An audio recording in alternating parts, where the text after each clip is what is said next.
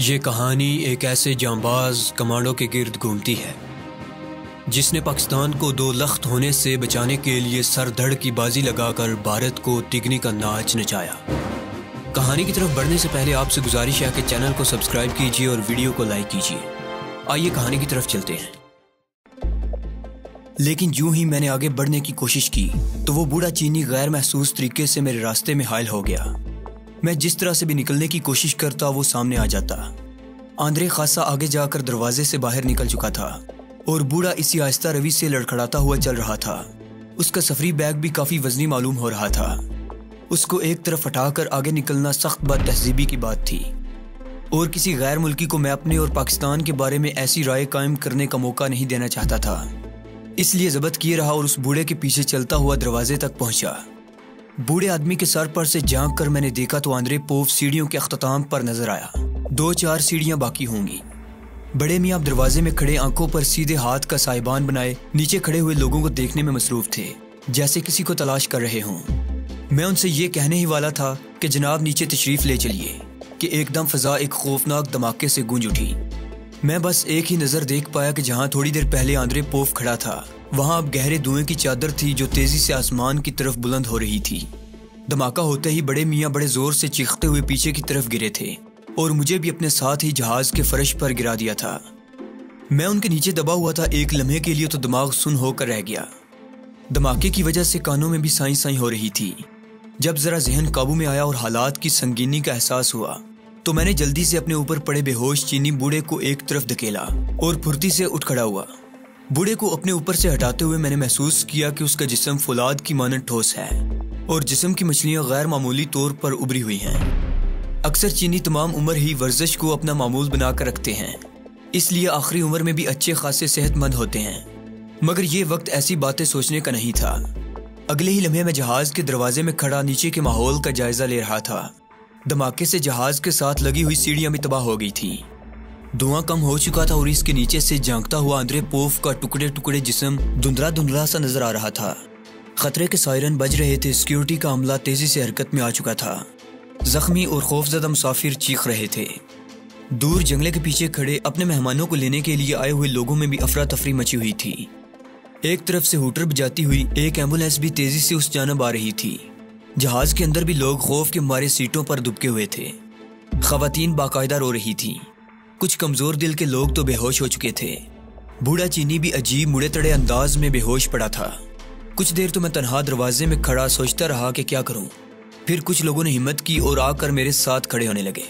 सब अपनी अपनी बोलियां बोल रहे थे। कोई इसे जाती दुश्मनी गर्दान रहा था तो कोई तकरीबकारी करार दे रहा था। एक साहिब जरा और आगे बढ़े और खुद आंद्रे पोव को दहशतगर्द कहने लगे, क्योंकि उनके ख्याल में यह धमाका आंद्रे पोव के ब्रीफ केस में मौजूद बम की वजह से हुआ था। मैंने शक भरी निगाहों से उनकी तरफ देखते हुए इस ख्याल की वजह पूछी तो उन्होंने आंद्रे पोव की लाश के इर्द गिर्द बिखरे हुए टुकड़ों की तरफ इशारा करते हुए कहा, ये टुकड़े ब्रीफ केस के हैं, जिनसे जाहिर होता है कि बम इसके अंदर था, जिसे ये साहिब कहीं तबाही फैलाने के लिए ले जा रहे थे। लेकिन बदकिस्मती से बम वक्त से पहले ही फट गया। उन्होंने बताया कि वो पुलिस के बम डिस्पोजल स्क्वाड में काम करते हैं और ऐसे दर्जनों वाकयात देख चुके हैं। आंद्रे पोव की शख्सियत को सामने रखते हुए मैंने किसी हद तक इस ख्याल से इत्तफाक किया, लेकिन फिर एक और जाविये से इस वाक़े को समझने की कोशिश की। मैंने पूछा, क्या ये मुमकिन नहीं है कि किसी दूसरे शख्स ने इसके ब्रीफ केस में बम रख दिया हो? हाँ, ऐसा भी मुमकिन है, लेकिन ये काम तो वही कर सकता है जो जहाज में इसके करीब बैठा हो, क्योंकि एयरपोर्ट पर चेकिंग के दौरान यकीनन ब्रीफ केस में बम नहीं था। अगर होता तो सिक्योरिटी वाले फौरन इस शख्स को गिरफ्तार कर लेते। ये बाद में या तो इस शख्स ने खुद या फिर इसके पड़ोसी ने यह बम ब्रीफ केस में रखा होगा। लेकिन पड़ोसी के इम्कानात इसलिए कम है कि इतने लोगों में और इतने मुख्तसर वक्त में यह काम करना मुमकिन नहीं था। जबकि मेरा ख्याल है कि तमाम सफर के दौरान मरने वाला शायद अपनी सीट से उठा भी नहीं था। इसलिए मैं समझता हूँ कि वो गैर मुल्की खुद ही अपनी चाल का शिकार हो गया है। मैंने उसे ज्यादा बहस करना मुनासिब नहीं समझा और उसको उसके ख्याल पर पुख्ता रहने दिया। मैं सोचने लगा कि बम को ब्रीफ केस में रखने के और क्या क्या तरीके हो सकते हैं। आजकल साइंस इतनी तरक्की कर चुकी है कि मुख्तसर से हुजम में इंतहाई खतरनाक बम आम मिल जाते हैं, जिन्हें लिबास में छुपा कर कहीं ले जाना या किसी और के लिबास में मुंतकिल कर देना कुछ भी मुश्किल नहीं होता। इलेक्ट्रॉनिक की सनत में हैरत अंगेज तरक्की ने इससे भी ज्यादा मुहीरल आकूल चीजें ईजाद करवा दी हैं। इस ख्याल के आते ही मेरे जहन में एक जमाका सा हुआ कहीं ये बम उस बूढ़े चीनी ने तो इसके लिबास में मुंतकिल नहीं कर दिया था। लेकिन ब्रीफकेस के टुकड़े साबित कर रहे थे कि बम लिबास में नहीं ब्रीफकेस के अंदर था। तो क्या मुमकिन नहीं कि उसने मौका देखकर ये बम ब्रीफकेस में मुंतकिल कर दिया हो? अब मुझे वो बूढ़ा शख्स ना तो सिर्फ खतरनाक नजर आने लगा, बल्कि उसका आहिस्ता आहिस्ता चलना और देर तक दरवाजे में खड़ा रहना भी मेरे इस शुबे को तकवीयत दे रहा था। अब तो उसका सख्त वर्जिशी जिस्म भी इस बात की चुगली खा रहा था कि वो दरअसल वो नहीं जो नजर आता है। यह ख्याल पुख्ता होते ही मैं बेहोश चीनी की तरफ मुड़ा, मगर वो होश में आ चुका था और कपड़े झाड़ता हुआ खड़ा हो रहा था। नीचे नई सीढ़ी लगाई जा चुकी थी और एयरपोर्ट सिक्योरिटी फोर्स का अमला लोगों को तसल्ली देते हुए जल्दी जल्दी नीचे खड़ी गाड़ियों में मुंतकिल कर रहा था। बूढ़े चीनी को चेक करने का कोई मौका नहीं था, इसलिए मैं उसको नजर में रखते हुए नीचे उतरने लगा। आखिरी सीढ़ी पर से उतरते हुए मैंने एक नजर आंद्रे पोफ के जिस्म के टुकड़ों को देखा, जिसे चारों तरफ से सिक्योरिटी फोर्स ने अपने घेरे में ले रखा था। बूढ़े चीनी ने डर के मारे उधर मुंह भी नहीं किया था। उसके चेहरे पर अभी तक खौफो हरास की परछाइयां झलक रही थीं। मैं उसकी जबरदस्त अदाकारी का मुदा हो गया। अगर मैं उसकी तरफ से मशकूक ना हो चुका होता तो मैं भी यकीनन इस अदाकारी से धोखा खा जाता। एयरपोर्ट के लॉन्ज में हम लोगों को रोक लिया गया ताकि तफ्तीश की जा सके। सब लोगों की जामे तलाशी ली गई और मुख्तलिफ सवालात भी हुए। यहीं मैंने मेजर साहिब को दरवाजे से दाखिल होते देखा। वो एक एक शख्स के चेहरे को गौर से देख रहे थे और इनमें से मुझे पहचानने की कोशिश कर रहे थे। उस वक्त चूंकि मैं मेकअप में था और उन्होंने मुझे इस मेकअप में नहीं देखा था, इसलिए उन्हें पहचानने में दुश्वारी हो रही थी। लेकिन जो ही उन्होंने मेरी तरफ देखा, मैंने बाईं आंख को हल्का सा दबा दिया। एक हल्की सी मुस्कुराहट उनके चेहरे पर तैर गई। वो बावकार अंदाज में तफ्तीशी अफसर की तरफ बढ़े और सरगोशियाना अंदाज में उसके कान में कुछ कहा। अफसर ने तिरछी नजरों से मेरी तरफ देखा और हाँ के अंदाज में सर हिला दिया।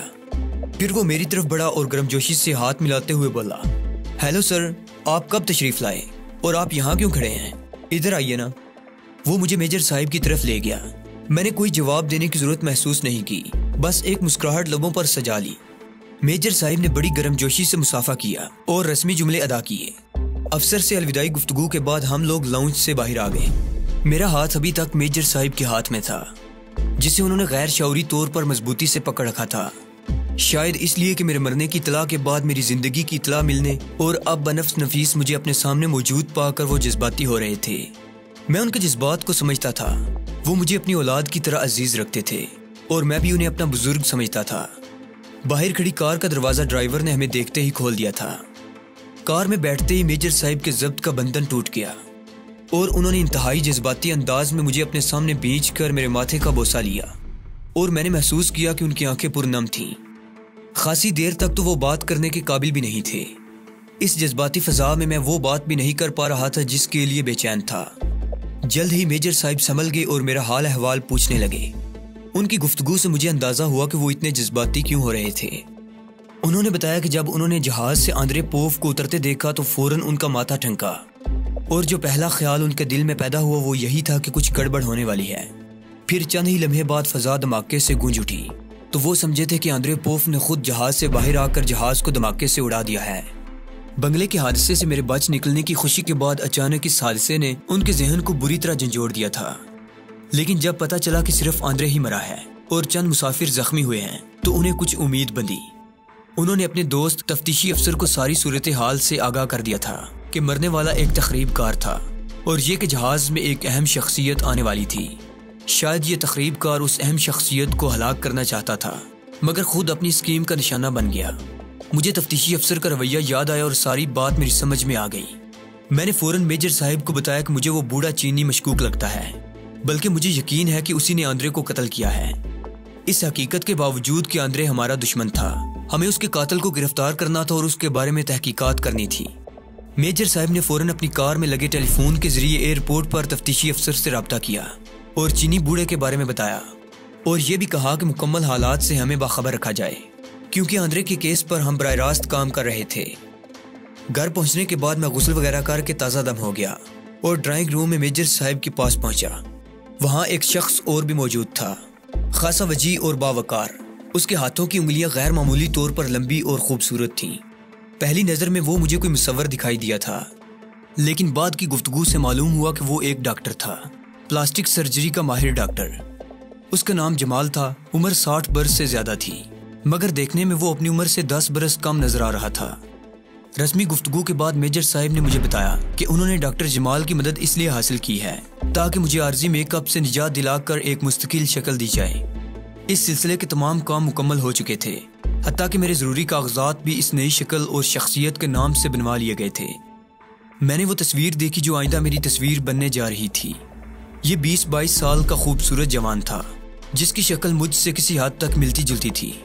इसलिए डॉक्टर जमाल को ज़्यादा मेहनत करने की ज़रूरत नहीं थी और शायद इस तस्वीर का इंतखाब भी इसी वजह से किया गया था। ये अहमद अली नाम के एक ऐसे नौजवान की तस्वीर थी जो एक हादसे का शिकार होकर मर चुका था और जिसकी लाश कई दिन इंतजार के बाद लावारिस करार देकर दफना दी गई थी। मुझे कमर से अहमद अली बनने में 1 हफ्ता लगना था और यह हफ्ता कल से शुरू होना था। इसलिए डॉक्टर जमाल थोड़ी देर हमारी गुफ्तगू में शरीक होने के बाद रुखसत हो गए। इसके बाद मेरे और मेजर साहिब के दरमियान माजी, हाल, मुस्तकबिल की कारगुजारी, हालात और लाहे अमल पर तफसील से बात होती रही। तय ये हुआ था कि मुझे नई शक्ल अख्तियार करने के बाद ढाका में मुक्ति बहानी और भारतीय फौज के खिलाफ गुरेला कार्रवाइयाँ तेज कर देनी थी। आंद्रेपोव के मंजर से हट जाने के बाद इस बात की उम्मीद हो चली थी कि हालात हमारे काबू में आ जाएं। इसके लिए सबसे पहले ये जरूरी था कि मुक्ति बहानी की दहशत का सहर तोड़ा जाए ताकि आम बंगाली और गैर बंगाली अमनो अमान से रह सकें और फौज को मुलव्वस किए बगैर इस पर एक कारी ज़रब लगाई जा सके। उस रात मैं सिर्फ मेजर साहिब से बातें करने में मगन रहा था और अपनी छोटी बहन से भी नहीं मिल सकता था क्योंकि अपने नए रूप के बारे में मुझे हर एक बात हर एक शख्स से पोशीदा रखनी थी। उसे मेरी मौत की खबर भी नहीं थी, इसलिए उसे नई जिंदगी की खुशखबरी देना भी ज़रूरी नहीं था।